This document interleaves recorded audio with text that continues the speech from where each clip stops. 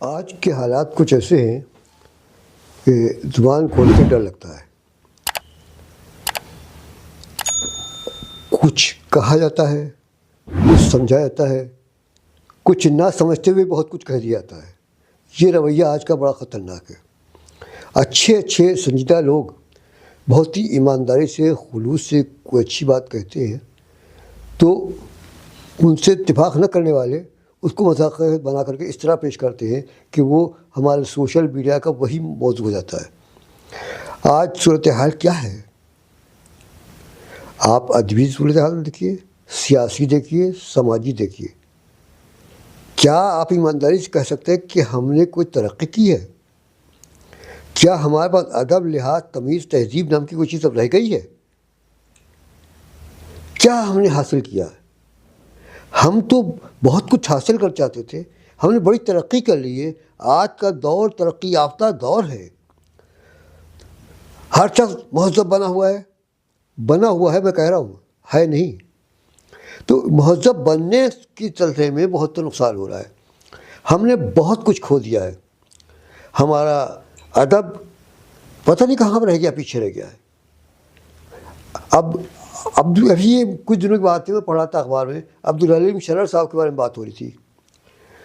کہیں خبر میں یہ ذکر نہیں آیا گزشتہ لکھنؤ کا، کہیں یہ ذکر نہیں آیا کہ وہ اتنے بڑے مصنف تھے، اتنے ہوشیار تھے، اتنے جہادیدہ تھے، اتنے مخیر تھے، اتنے الفاظ کے لحاظ سے، اپنی تحریر کے لحاظ سے، کہ آج اس کا کوئی ثانی نہیں ہے. جو چاہا لکھ دیا، جس طرح لکھ دیا، اس کو ویسے ہی پسند کیا گیا. آج ان کو پڑھنے والا کوئی نہیں ہے. ایک لفظ تھا باقر خانی. میں نے ایک آدمی سے کہا کہ بھائی ذرا سے باقر خانی لے آؤ، تو وہ کہنے کا میں نے یہ لفظ کبھی سنا نہیں. میں نے اسے کہا پرانے لکھنؤ میں چلے جاؤ، جہاں شیرمال کباب وہاں سے بکتے ہیں، وہاں جاؤ. تو اس نے کہا میں سب کہیں آ گیا، کوئی کہتا ہے باقر خانی ہم نہیں جانتے کیا چیز ہوتی ہے. اب آپ بتائیے، جس نے گزشتہ لکھنؤ نہیں پڑھی ہے تو وہ باقر خانی نہیں جانے گا. تو غلطی کسی ہے؟ غلطی آپ کی ہے.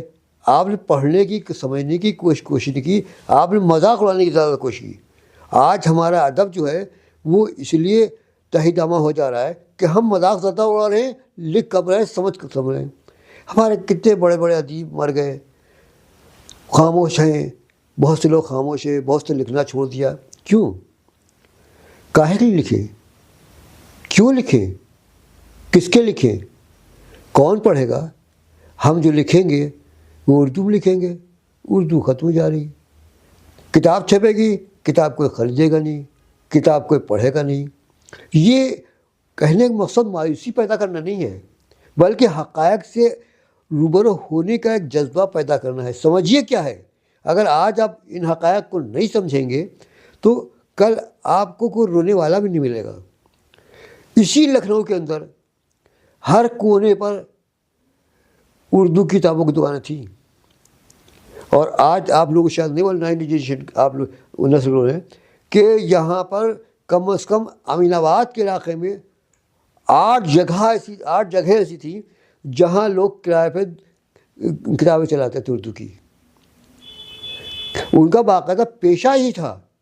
وہ صبح 10 بجے آ کر کے دکان کھول لیتے تھے اور رات کو 8 بجے تک بیٹھے رہتے تھے. اور وہ صرف اردو کتابیں تھیں، ان کے لوگ آتے تھے اور کتابیں ان کا رجسٹر ہوتا تھا، وہ کتاب دیتے تھے اور اس کا نام لکھ لیتے تھے، اور اس کا جو 1 آنا یا 2 آنا جو اس کے روزانہ کرایہ ہوتا تھا وہ کراتے.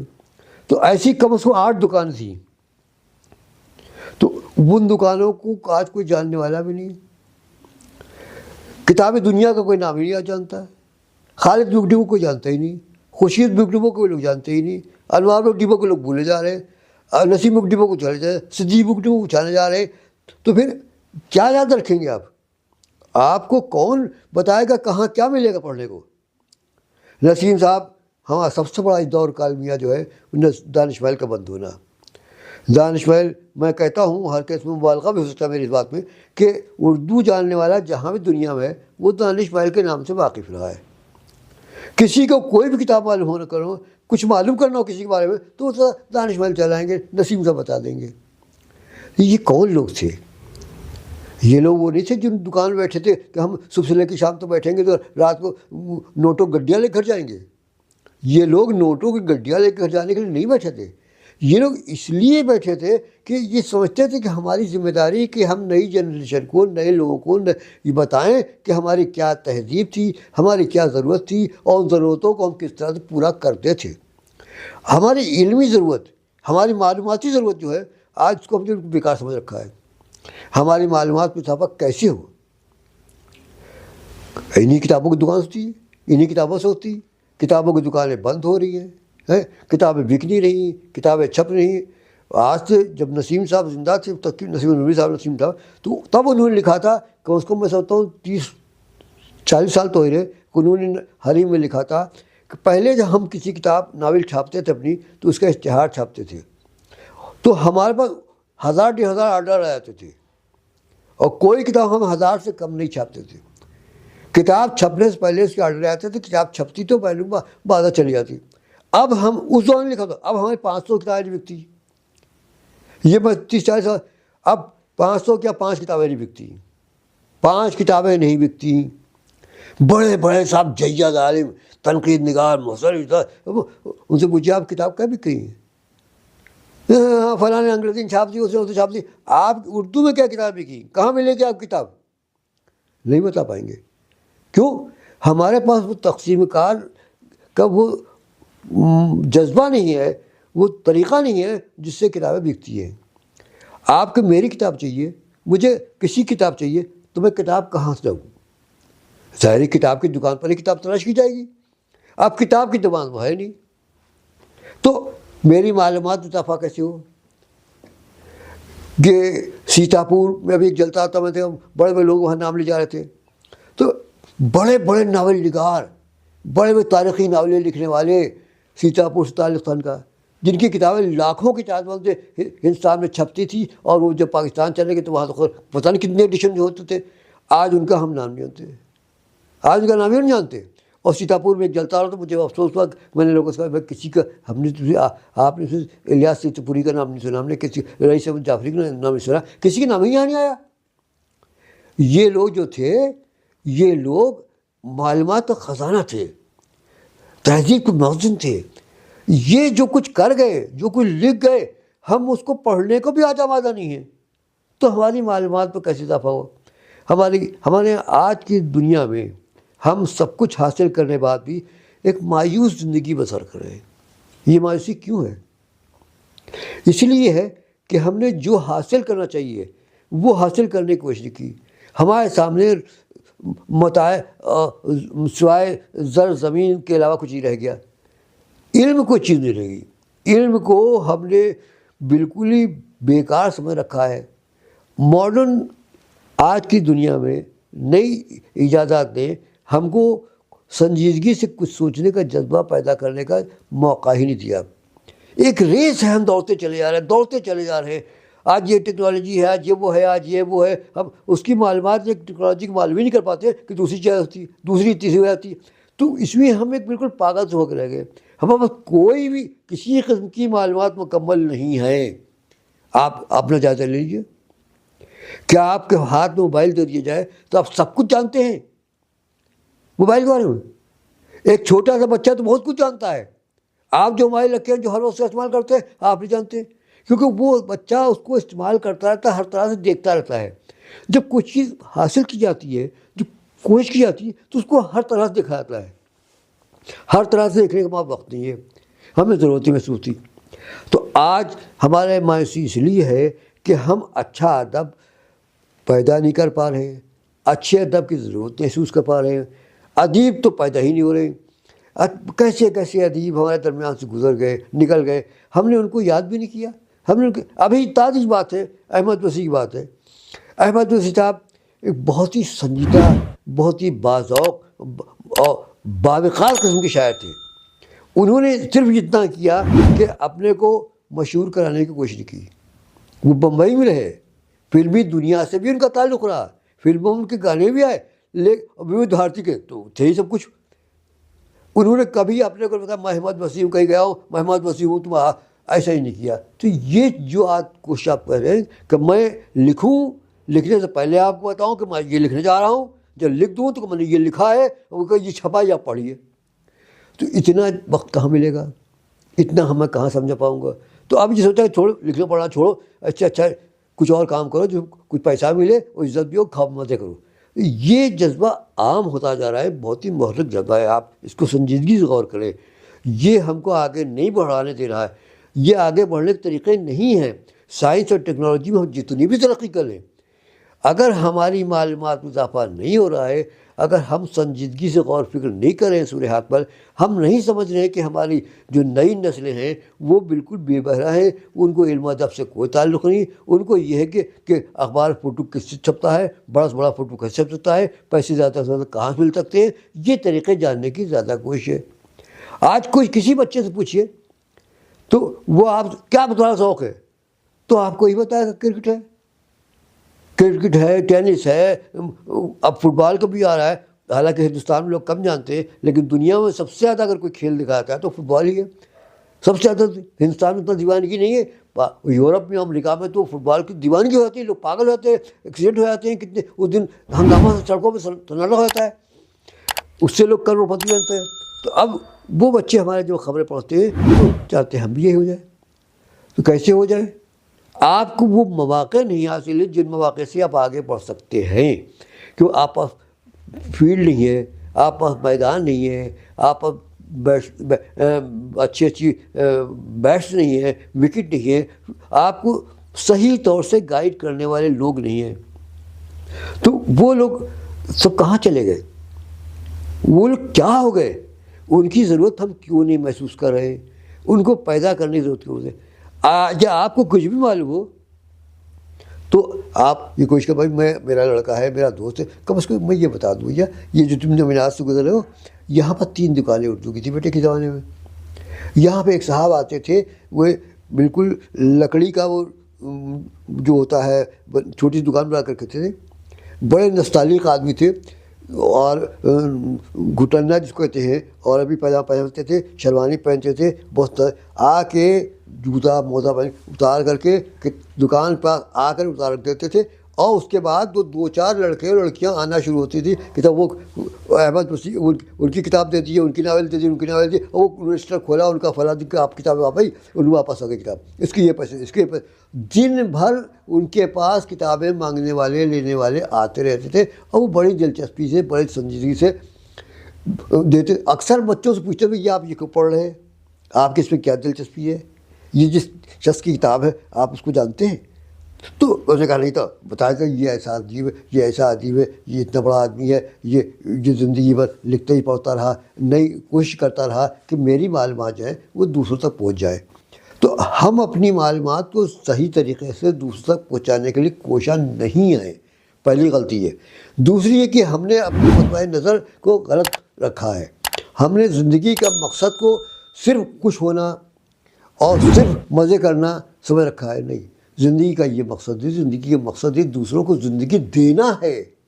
میرے الفاظ سے، میری باتوں سے، میری تحریروں سے اگر کسی بھی کوئی جذبہ عمل نہیں پیدا ہو رہا ہے، وہ زندگی کو اس طرح سے دنیا کو دیکھنے کی کوشش نہیں کر رہا جس طرح میں چاہتا ہوں کہ دنیا، یہ زندگی جو ہے بہت ہی حسین ہے، یہ زندگی بڑی لطیف ہے، یہ زندگی بڑی قیمتی ہے، ایک نعمت ہے اللہ، اس کو نعمت کی طرح تم کو پرتنا ہوگا۔ یہ جذبہ جب تک نہیں پیدا کریں گے تب تک انسان جو ہوگا وہ نہ زندگی کی قیمت سمجھے گا نہ دنیا کی قیمت۔ آج کیوں بچے آپ برابر اخبار پڑھتے ہیں، 17 برس کا بچہ، 18 برس کا بچہ، 6 برس کا بچہ خودکشی کر رہا ہے؟ اس پر سنجیدگی سے غور کیا کبھی کسی نے؟ کوئی سیمینار ہوا کہیں آپ نے دیکھا؟ آپ کے ذہن میں کوئی بتائیے کہیں کوئی ایسا سیمینار ہوا کہ جہاں اسی مسئلے میں کہو گے کہ آخر یہ چھوٹے چھوٹے بچے، اور 70 برس کا آدمی، اور 6 برس کا بچہ، اور 11 برس کا بچہ، یہ لڑکی، یہ عورت، یہ خودکشی کیوں کر رہا ہے؟ کیوں؟ ہم نے اس کے سامنے زندگی کو اتنا حسین بنا کے پیش کرنے کی کوشش نہیں کی ہے جتنی زندگی ہے۔ زندگی ایک قدرت کا ایک بہترین عطیہ ہے، ہم کو یہ بتانے کی کوشش نہیں کی۔ تو ہم زندگی کو اگر بحسن پیش کرنے کی کوشش کریں گے تو کشش پیدا ہوگی۔ یہ ہمارے بچے، افسوس نہیں ہوتا کہ آپ 7 برس کے بچے نے خودکشی کر لی، مزدور ہے، کچھ نہیں، دوستوں کے ساتھ بیٹھا ہوا تھا، ابھی کل ہی کی خبر ہے، وہ دوست سب چلے گئے، وہ اپنی جھوپڑی میں تھا، جھوپڑی کیا اس نے پتہ نہیں کیا خودکشی کر لی۔ تو اس پہ غور کیوں نہیں ہوتا ہے؟ یہ کیوں ہو رہا ہے؟ کیا ہماری ذمہ داری نہیں ہے؟ یہ جو بچے مر رہے ہیں، یہ جو خودکشی کر رہے ہیں، یہ جو بے بس پڑے ہوئے سڑکوں پر، ان کا کوئی پرسان حال نہیں، ان کا کون ہوگا پرسان حال ہے؟ آپ نے یہ تو چھاپ دیا ایک آدمی ہے کروڑپتی اور پتی ہے، بھیک مانگتا ہے، یہ اپنے اخباروں میں چھاپا، لوگوں نے پڑھا بھی ہوگا کہ شاید اس کے بعد 3 مکانات ہیں، اس کے بعد گاڑیاں ہیں، یہ تو سود پہ پیسہ چلاتا ہے، یہ ہے۔ تو یہ چیز پیش کرنے سے آپ نے کوئی اچھی صورت نہیں پیش کی بچوں کے سامنے، اس سے کوئی جذبہ عمل پیدا ہوگا کہ ہم بھی بھیک مانگیں، ہم یہی کریں۔ اس خبر کو نمایاں طور سے چھاپنے کے بجائے ایک ایسی خبر چھاپنا چاہیے تھی، ایک ایسے بچے کی جو ہوتا کہ بے بس ہوتا، جو کچھ نہ اس کے پیر ہے نہ ہاتھ ہے، لیکن وہ اپنی محنت سے اس نے پڑھا لکھا ہے اور وہ اب اسکول چلا رہا ہے اور کہتا ہے کہ مجھے تو جو نہیں نصیب ہوا، میں دوسروں کو وہ پیش کرنا چاہتا ہوں۔ تو یہ کوشش ہوئی، تو یہ ہماری کوششیں جو ہیں یہ آج بالکل بیکار ثابت ہو رہی۔ آپ کو یہ محسوس کرنا ہوگا، یقین کرنا ہوگا کہ آپ نے حاصل کچھ نہیں کیا ہے۔ آج کی ترقی سے، آج کی سائنسی ایجادات سے، آج کی طبی ایجادات سے بھی کیا ہوا؟ بیماریاں تو بڑھ گئیں، بیماریوں کے نام بڑھ گئے، علاج کے طریقے بہت مہنگے ہو گئے، بہت بڑھ گئے، اسپتال بہت بن گئے۔ کبھی غور کیا آپ نے؟ 3 چیزیں بڑھ رہی ہیں ہمارے ہندوستان کے وقت، اسپتال بن رہے ہیں شاندار اسپتال، ایک سڑک پر 7 اسپتال ہیں، سونے چاندی کی دکانیں کھول لی ہیں، یا پھر کمپٹیشن کے ایگزامینیشن جو ہوتے ہیں IAS IPS کے، ان کے سینٹر بن رہے زیادہ، پورے اخبارات کے پورے پر صفحے نہیں بھرے پڑتے ہیں۔ تو یہ ان سے ہمارے بچے کیا سیکھیں گے؟ کوئی جذبہ عمل پیدا ہوگا؟ بھائی سونے کی چاندی کی دکان میں کیا کروں، میرے پاس تو کچھ نہیں، میں کیا میں یہ جناب یہ میں جو لوگ جو اسپتال جا رہے ہیں، کروڑپتی جا رہے ہیں اور کھیل کھتیان سب بیچ کر کے جا رہے ہیں، پھر بھی علاج نہیں ہو پا رہا ان کا، تو اس پہ غور کیوں؟ ہم نے یہ طریقہ ایجاد کر لیا، یہ طریقہ ایجاد کر لیا، یہ خبریں تو ہمارا چھپتی ہیں، لیکن آپ نے فائدہ کتنوں کو پہنچایا؟ کتنے غریب بے بس اور کمزور لوگ جو تھے کہ آج کی ماڈرن سائنس سے، ماڈرن ٹیکنالوجی سے اور یہ ایجادات سے اور سائنسی ایجادات سے اور یہ طبی ایجادات سے ان کو فائدہ ہوا، تو آپ کو نتیجہ جو کو 0 ملے گا۔ روپے والا جاتا ہے، بڑے اسپتال جاتا ہے، سنگین بیماری ہوتی ہے، میں نام لے کے نہیں دوں، بدنامی ہو جائے گی، کہ وہ ٹھیک ہو گیا آتا ہے، وہ ٹھیک ہو گیا آتا ہے۔ غریب جاتا ہے، اپنا کھیت بیچ کے، کھلیان بیچ کر کے، قرض لے کے، ادھار لے کے آتا ہے، 10 ڈاکٹر اس کو ریفر کرتے ہیں، اب وہیں جائیے وہیں جائیے، وہ جاتا ہے تو اس کو ٹھیک سے دیکھا بھی نہیں جاتا اور وہ مر کے ہی نکلتا ہے۔ غریب آدمی بڑے بڑے اسپتالوں سے مر کر ہی نکلتا ہے، بڑا والا آدمی جو ہے وہ اطمینان سے 5 اسٹار ہوٹل کے ساتھ ہوٹل اسپتال میں رہتا ہے، چلاتا ہے۔ تو یہ سب باتیں جو ہیں آج ہمارے دماغ کو ایک طرح سے الجھن میں محسوس کیا، عجیب سی الجھن ہو رہی ہے۔ کیا بات کریں ہم آپ سے، کیا کہیں ہم نئی نسل کو، کیا پیغام دیں؟